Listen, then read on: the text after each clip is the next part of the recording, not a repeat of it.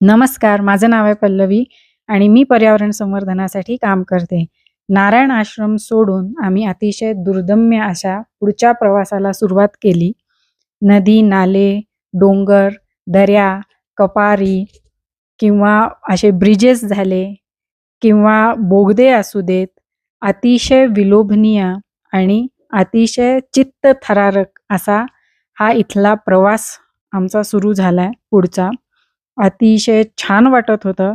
कारण इतकं सुंदर जेव्हा निसर्ग तुमच्या समोर उभा असतो, तुम्ही अगदी भारावून जाता ह्याचा प्रत्यय वेळोवेळी आम्हाला येत होता.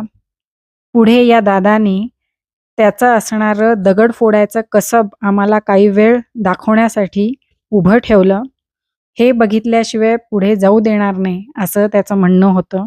त्यामुळे ते पाहावंच लागलं. मग या दादांनीही आम्हाला कसा मी गाडीत दगड भरतोय बघा हे दाखवलं.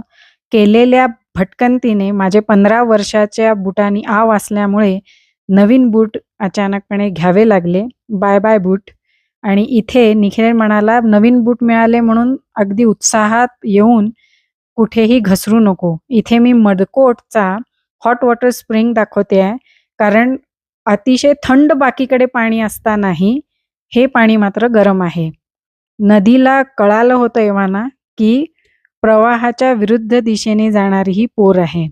पुढचा असाच सुंदर प्रवास आमचा सुरू झाला आणि खूप छान अशा वातावरणात कधी-कधी तर 0 डिग्री टेम्परेचरमध्ये आम्ही पोहोचलो पुढच्या डेस्टिनेशनला. भेटू पुढच्या व्लॉगमध्ये.